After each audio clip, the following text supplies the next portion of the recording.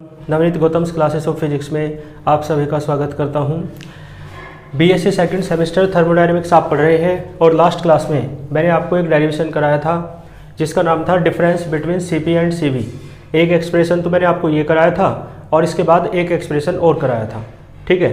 तो यदि आपसे केवल डिफरेंस पूछता है तो आपको दोनों एक्सप्रेशन करके आने हैं या कोई सा एक एक्सप्रेशन आपसे कह सकता है कि ये प्रूफ करो। बाकी ये भी पूछता है कि सीपी और सीवी का जो अंतर है, जो डिफरेंस है, वो आइडियल गैस के लिए प्रूफ करो और वंडर वाल गैस के लिए प्रूफ करो। मैंने आपको बताया था आइडियल गैस को परफेक्ट गैस भी कह सकते हो और वंडर वाल गैस को आप रियल गैस कहते हैं, ठीक है, यानी वास्तविक गैस। तो ध्यान दो, अब हम इसी रिलेशन को यानी सीपी माइनस सीवी को यानी difference between CP and CV, ठीक है, या डिफरेंस बिटवीन स्पेसिफिक हीट्स, इस रिलेशन को आप प्रूफ करेंगे पहले आइडियल गैस के लिए और फिर वंडर वाल गैस के लिए। तो देखो, पहले मान लो किसके लिए कर रहे हैं, आइडियल गैस के लिए, ठीक है जी, फॉर आइडियल गैस। और आइडियल गैस इक्वेशन क्या होती है, तो आप लिखेंगे आइडियल गैस इक्वेशन फॉर 1 मोल, ठीक है, लिख लोगे, लिखते चला करो, साथ साथ रफली नोट्स बनाते चला करो।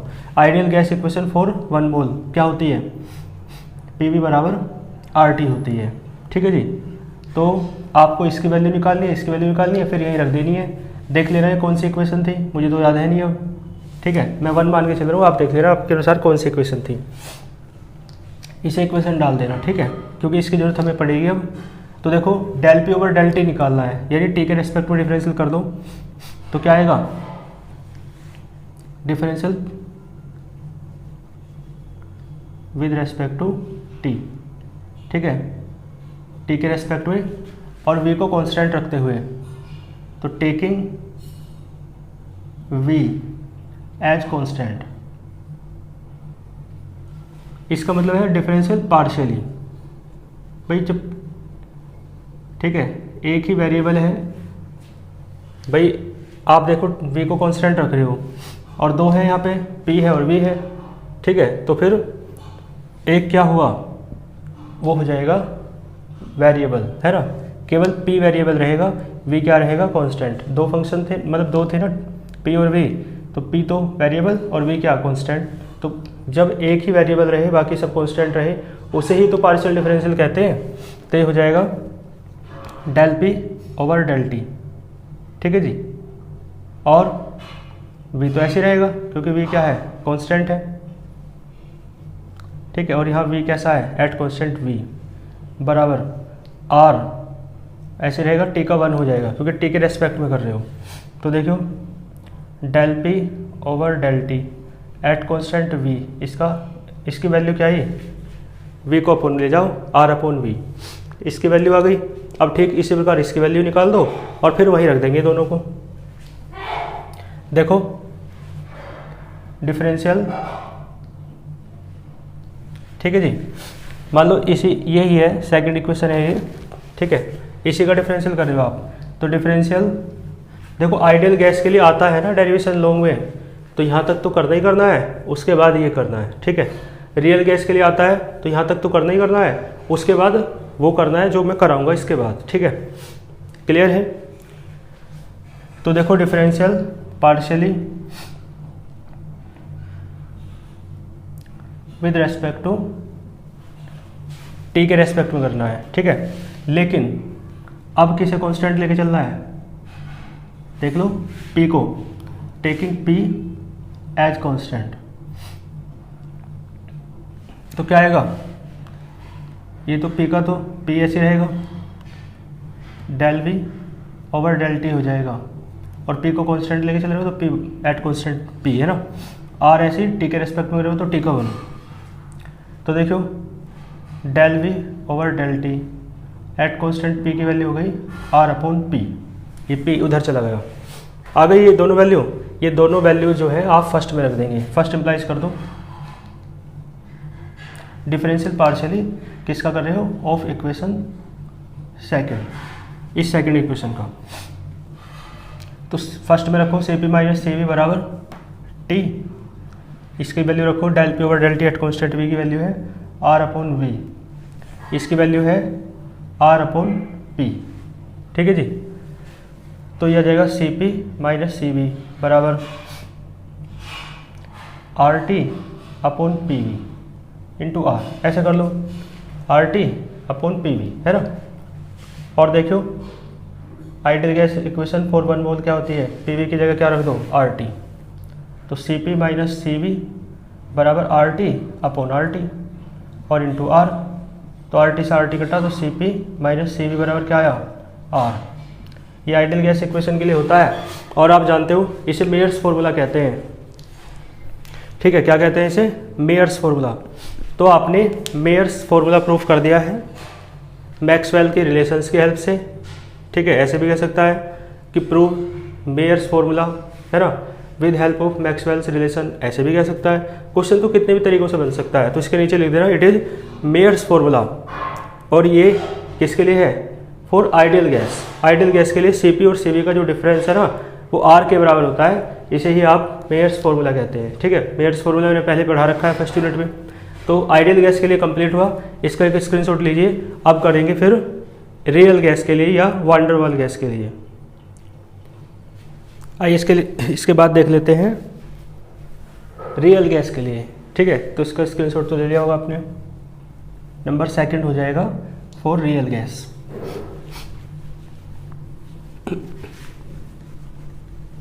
ठीक है जी, देखो ध्यान दो, ये नंबर सेकंड है for real gas. Real gas कह दो या वांडरवाल गैस कह दो, बात एक ही है ना, कंफ्यूज नहीं होना इसमें। तो क्या होती है, आप जानते हो वांडरवाल गैस इक्वेशन क्या होती है, for 1 mole of gas P plus A upon V square कराया था ना जब एंट्रोपी में बताया था, इंटू वी माइनस बी बराबर होता है आर टी के। ठीक है जी, तो यहाँ से आप वैल्यू निकाल लो P plus A upon V square की क्या जाएगा, R T upon V minus B. ठीक है, इक्वेशन नंबर, डेरिवेशन तो वही चल रहा है ना, तो इक्वेशन चाहो तो अलग मान लो। ठीक है, लेकिन डेरिवेशन इस तरीके से आएगा, दोनों के लिए भी पूछ सकता है। दोनों के लिए पूछेगा तो हम ऐसे ही मान के चलते हैं। तो हमारी इक्वेशन 2 तक आ गई थी, तो इसे 3 मान लो फिर, या उससे पहले भी जो हो ना आपके अनुसार, फिर उसे अनुसार करके चलना। इनसे पहले भी कुछ इक्वेशन हो तो, है ना। तो ये आ गया। अब आपको पता है पहले तो del P over del T निकालना है जैसे इसमें किया, और फिर del V over del T निकालना है जैसे इसमें किया, ऐसे ही करना है बिल्कुल। तो इसका डिफरेंशियल करो टी के रेस्पेक्ट में वॉल्यूम को कांस्टेंट रखते हुए। तो डिफरेंशियल पार्शियली, है ना, विद रेस्पेक्ट टू टी। ठीक है, taking V as constant, volume को कांस्टेंट लेते हुए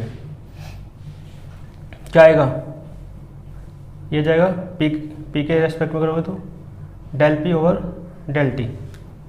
ठीक है जी, प्लस वॉल्यूम तो कांस्टेंट है और कांस्टेंट का डिफरेंशियल 0।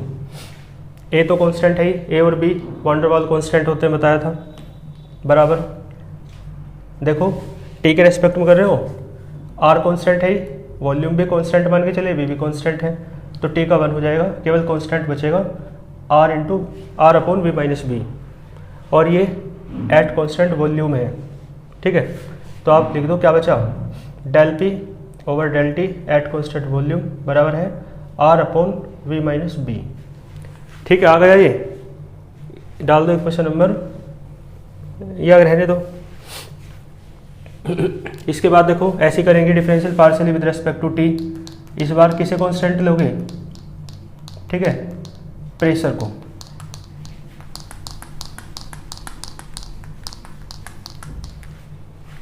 प्रेशर को कांस्टेंट लो इस बार, है ना। तो देखियो इसका करना है, इसका डिफरेंशियल, है ना, डिफरेंशियल इक्वेशन नंबर 3 आएगा आपके, क्योंकि वांडरवाल के समीकरण तो यही है, बस इसे अपोन में ले आए। तो देखियो वॉल्यूम इसमें टी के रेस्पेक्ट में कर रहे हैं और पी को कांस्टेंट ले रहे हैं, तो पी को कांस्टेंट लोगे तो पी का तो 0 हो जाएगा। अब ए अपॉन वी स्क्वायर का करोगे, है ना, किसका करोगे, ए अपॉन वी स्क्वायर का टी के रेस्पेक्ट में। कोई दिक्कत हो तो बताओ, कर दिया चलो। और फिर यहाँ पे देखो 2 फंक्शन है, एक फंक्शन है आर टी और एक फंक्शन है 1/v-b। ठीक है, इस तरीके से मान के चलो। तो first function as it is, दो फंक्शन है ना, क्योंकि टेम्परेचर कांस्टेंट थोड़ा है, तो एक फंक्शन तो टेम्परेचर है, आर तो कांस्टेंट है। ठीक है, चाहो तो आर तो बाहर ले लो, या ऐसे कर लो, आर टी को पहला फंक्शन मान लो, आर भी टी के साथ ले लो, और 1/v-b को दूसरा फंक्शन मान लो, क्योंकि v भी कांस्टेंट नहीं है, तो दो वेरिएबल है यहाँ पे। तो first function as it is differential of second function, इसका 1/v-b का डिफरेंशियल। ठीक है, टी के रेस्पेक्ट में, plus second function as it is differential of first function. First function R T को माना मैंने। ठीक है जी, तो ये हो जाएगा, ए तो बाहर आ जाएगा, कांस्टेंट है, और इसका करोगे तो क्या आएगा, देखो मैं करके बता दूं, इधर v की पावर -2। ठीक है, तो -2 v की पावर -3, तो -2/v³ आ जाएगा नहीं, ठीक है ना।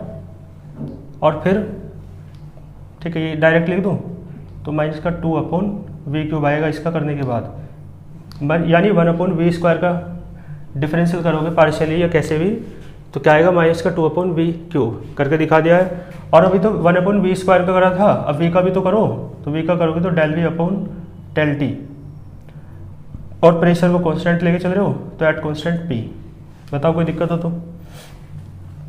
RT ऐसे रहेगा, देखो 1/v-b का भी तो करोगे, तो जब इसका करोगे ना, ये जब इसका करोगे तो देखो करके बता दूं मैं आपको, ये ऐसे हो जाएगा ΔT v-b की पावर -1, तो -1 v-b की पावर -1 -2, तो आ जाएगा माइनस का 1/v-b का होल स्क्वायर। ठीक है, साइड में करके देता रहा हूँ क्योंकि यहाँ लंबा हो जाएगा कैलकुलेशन। तो इसका आएगा माइनस का 1/v-b का स्क्वायर, इसका डिफरेंशियल करके दिखा दिया मैंने उधर। ठीक है, ये रहे, रफली नोट करना चाहो कर सकते हो। और देखो प्लस 1/v-b ऐसी, टी का करोगे 1, तो r बचेगा, r ऊपर लिख लिया। बताओ कोई दिक्कत हो तो।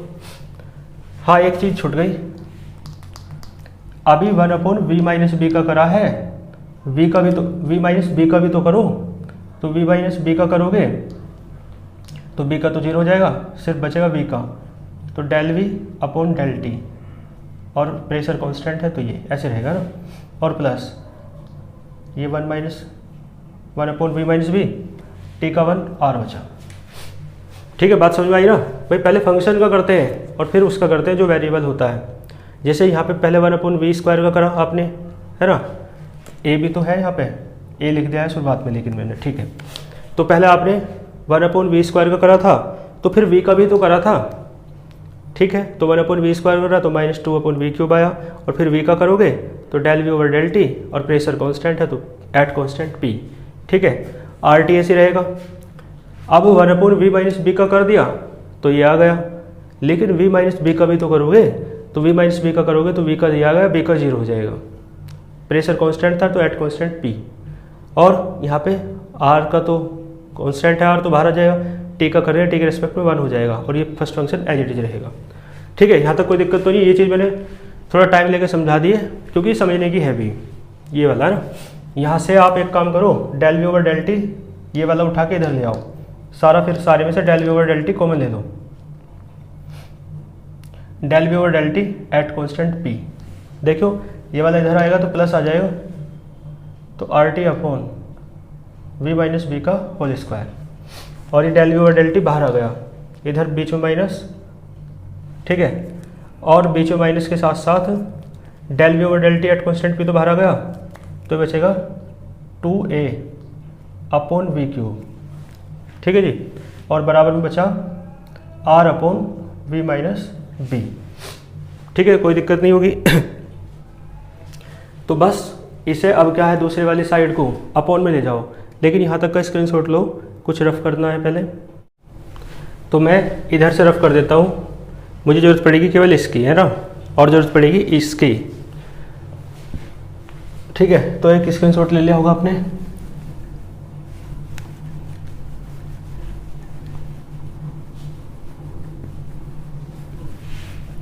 और देखो अब क्या करना है, इसकी वैल्यू निकाल लो बस, ठीक है, del V over del T at constant P की, तो यह आ जाएगा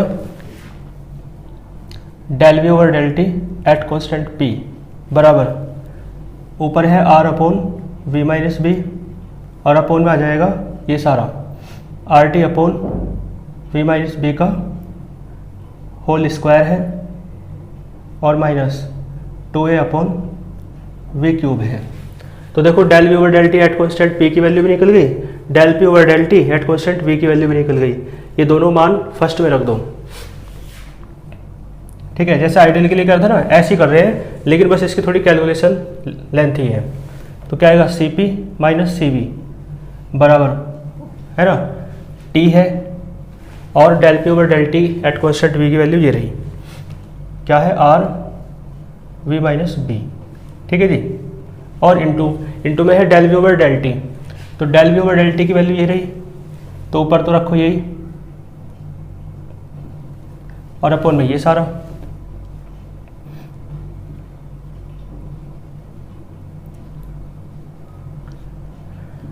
ठीक है जी, कोई दिक्कत नहीं होगी। तो C P minus C V बराबर ऊपर ऐसे कर लो R T upon V minus B का होल स्क्वायर है ना और इंटू आर, ऐसे कर ले कोई दिक्कत तो नहीं, और नीचे से कॉमन ले लो R T upon V minus B का होल स्क्वायर, नीचे से कॉमन ले लिया। तो देखो यहाँ तो 1 बचा और यहाँ 2a अपॉन वी क्यूब तो ऐसे रहेगा, और जब कॉमन लेते हैं ना तो डिवाइड करते हैं, ठीक है, जो नहीं होता उससे डिवाइड कर देते हैं, तो R T upon V minus B का होल स्क्वायर से डिवाइड हो जाएगा, ठीक है। तो देखो इससे ये कैंसिल हो जाएगा, कोई दिक्कत तो नहीं है। तो C P minus C V बराबर ये बचेगा R upon 1 minus 2a upon B cube और ये अपॉन के अपॉन वाला ऊपर v माइनस बी का whole square upon R T, ठीक है, कोई दिक्कत नहीं है यहाँ तक। अब देखो एक काम करेंगे हम, ये जो वॉल्यूम है ये बहुत ज़्यादा है और ये जो b वॉल्यूम है ना ये बहुत कम है, ठीक है। v वॉल्यूम पूरी गैस का वॉल्यूम है और b वॉल्यूम जो है, ठीक है, वो एक कांस्टेंट है, उसकी वैल्यू बहुत कम है। जब आप पढ़ेंगे van der Waals gas equation 3rd unit में तब आप इसे अच्छे समझेंगे। तो v का वॉल्यूम बहुत ज़्यादा है और b का वॉल्यूम क्या है, बहुत कम है। तो आप ऐसा मान सकते हो कि जो v माइनस बी है वो लगभग किसके बराबर है, v के। तो तब देखो so C P minus C V बराबर r upon 1 minus 2a upon V cube, और इसमें v माइनस बी को v कंसिडर कर रहा हूँ तो v square upon R T. तो देखो v की 2 पावर कट जाएगी, केवल 1 पावर बचेगी, ठीक है, इधर को देख लो। तो C P minus C V बराबर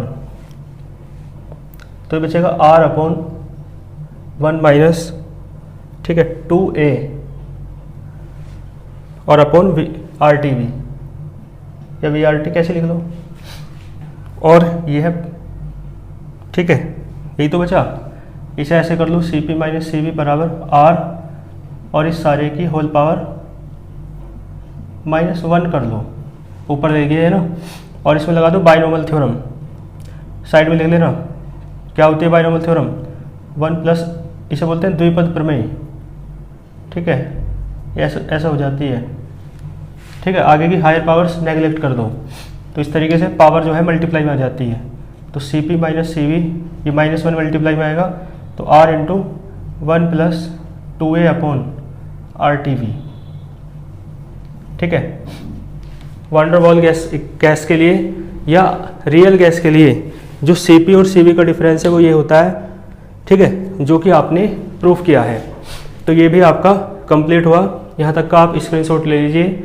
ये क्वेश्चन जो था डिफरेंस बिटवीन स्पेसिफिक हीट्स या difference between C P and C V, उसके कई एक्सप्रेशन मैंने करा दिए हैं। 2 तो जनरल एक्सप्रेशन कराए थे, जो ये था और एक इसके बाद था, ठीक है। यदि आपसे नहीं कहता है कि आइडियल के लिए करो रियल के लिए करो तो ये दोनों करके आनी है आपको, और यदि आपसे कहता है कि रियल के लिए करो मतलब आइडियल के लिए करो तो ये तो इक्वेशन 1 तक करना है, उसके बाद वो कर देना है जो मैंने आज कराया आइडियल के लिए।